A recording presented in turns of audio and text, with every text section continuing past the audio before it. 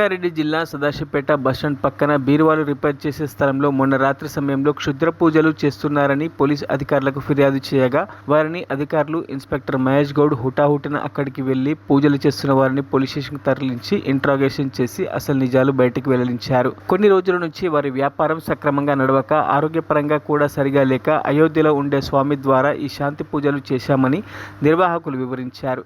అదే సమయంలో వాళ్ళ పాపకు కూడా ఆరోగ్యం సరిగా ఉండడం లేదని పూజలు నిర్వహిస్తే అన్ని కుదుట పడతాయని ఆ స్వామి తెలిపారని అమ్మాయిని కూడా పూజలో కూర్చోబెట్టామని కానీ కొంతమంది అమ్మాయిని బలి ఇవ్వడానికి ఈ పూజలో కూర్చోబెట్టారని అపోహలు పుకార్లు పుట్టుకొచ్చాయని కానీ పూర్తి వివరాలు పోలీసు అధికారులచే వారు చేసింది శాంతి పూజ మాత్రమే అని ఎలాంటి క్షుద్ర పూజలు కావని ఇది ప్రజలు గమనించి అపోహ పడకూడదని డీఎస్పీ వివరించారు.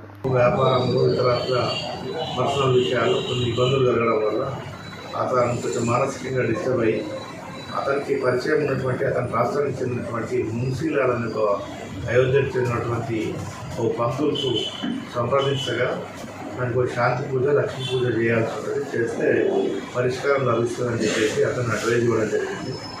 దానికి గాను అతన్ని పిలిపించుకోవడం జరిగింది. ఇక్కడికి ఇతని షాప్లో పిలిపించి షాప్లో చేసుకుందామని చెప్పేసి అయితే అతను 29 తారీఖు నాడు చేయించుకుందామని చెప్పేసి నిర్ణయించుకొని ఆ కార్యక్రమాన్ని ఏర్పాటు చేసుకుంటున్నాగా ఈ ధర్మేంద్ర అనే వ్యక్తికి పరిచయం ఉన్నటువంటి ప్రభు అని ఈ సదాశివపేట పట్టణ నివాసి అతనికి మిత్రుడు.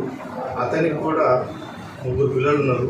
అతనికి కూడా చిన్న రియల్ ఎస్టేట్ వ్యాపారం చేసుకుని వచ్చేవాడు. అయితే అతనికి కూడా ఈ మధ్యకాలంలో వ్యాపారం సరిగా నడవక కొన్ని ఆర్థిక సమస్యలు, కుటుంబ సమస్యలు, ఆరోగ్యపరమైన సమస్యలు, కూతురికి ఆరోగ్యపరమైన సమస్యలు ఉండడం వల్ల నేను ఇక దొరకాసుకుని పూజ చేయించుకుంటున్నాను, నాకు సమస్య పరిష్కారం కోసమని వాళ్ళు మిత్రులు వాళ్ళు డిస్కస్ చేసుకునే క్రమంలో అయితే నేను కూడా ఈ పూజకు పాల్గొంటే నేను చేయించుకుంటే నాకు కూడా కొన్ని ఇబ్బందులు ఉన్నాయి, నాకు కూడా కొంచెం పరిష్కార మార్గం కావాలని చెప్పేసి అతను కాంటాక్ట్ చేయడం జరిగింది. ఆ పంతులతో కూడా కన్నా అడిగితే సరే చేద్దామని చెప్పి చెప్పడం జరిగింది. ఆ క్రమంలో 29 తారీఖు నాడు వాళ్ళు యాక్చువల్గా 8 గంటలకు పూజ చేసుకున్నాం అనుకున్నారు, కానీ కొన్ని వస్తువులు తిన్న కొన్ని కారణాలు ఇతర కారణం వల్ల అది డిలే అయ్యి 10 తర్వాతకు 2-3 గంటలు డిలే అయ్యింది. ఆ రాత్రి పూట 10 గంటల తర్వాత వీళ్ళు పూజ చేసుకునే క్రమంలో చుట్టుపక్కల వారు ఎవరో వాళ్ళకి తెలియని వాళ్ళు పడని వాళ్ళు చుట్టుపక్కల వారు బయటకు కొన్ని ఫోటోలు తీసి సర్క్యులేట్ చేయడం జరిగింది. ఈ విషయంగా డైరెక్టర్ కాల్కు పోలీసు కూడా సమాచారం రావడం జరిగింది. పోలీసు వారు కూడా అక్కడికి పోయి దాన్ని వెరిఫై చేసి అక్కడ వాళ్ళు ఏం చేసుకుంటారో పూజ చేసుకుంటారో అన్న దాని గురించి చూసుకున్నారో అక్కడ ఏం అభ్యంతరకరంగా లేకుంటే అది చూసేసి వచ్చింది.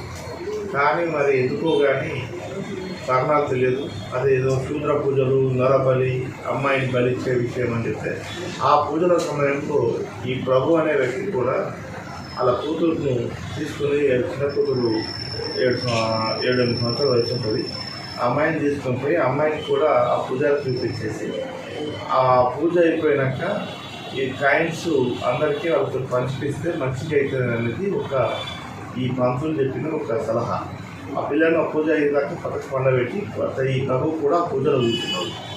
కూర్చుంటే దాన్ని ఆ పిల్లనే నరబలిస్తారు అని చెప్పేసి అన్న ధోరణితోటి ప్రచారం జరిగింది, కానీ అది అవాస్తవం. అయితే ఈ విషయాన్ని తెలిసినాక సదాశివపేట ఇన్స్పెక్టర్ ఈ ప్రభు వాళ్ళ భార్యతోటి కూడా ఎంక్వైరీ చేయడం జరిగింది. మరి అమ్మమ్మ నువ్వు మీ మొగాడు తీసుకొచ్చింది కదా, నువ్వు మీదకు రాలేదు, పూజ అన్నప్పుడు నీ బిడ్డకు పూజలకు తీసుకురావాలంటే నాకు ఇంకా 2 పిల్లలు, ఒక కొడుకు ఒక బిడ్డ ఉన్నారు. 10వ తరగతి ఏదే బిడ్డ, ఇంకో 8 సంవత్సరాల వయసున్న పిల్లవాడు ఉన్నారు. నేను వాళ్ళ ఇంట్రెస్ట్ పెట్టవచ్చు సార్, వాళ్ళ భర్తకు నేను ఇంటికాడుతాను, నా మొగడేమో కొనుక్కొని పోయి నాకు చెప్పి మాకు తెలిసి పూజ చేస్తున్న విషయం కొంచెం మాకు మంచిగా అవుతలేదు, మంచి జరగడానికి అని చెప్పేసి నాకు ఆలోచనతో ఈ పూజలో పాల్గొనడం జరిగిందని చెప్పడం జరిగింది.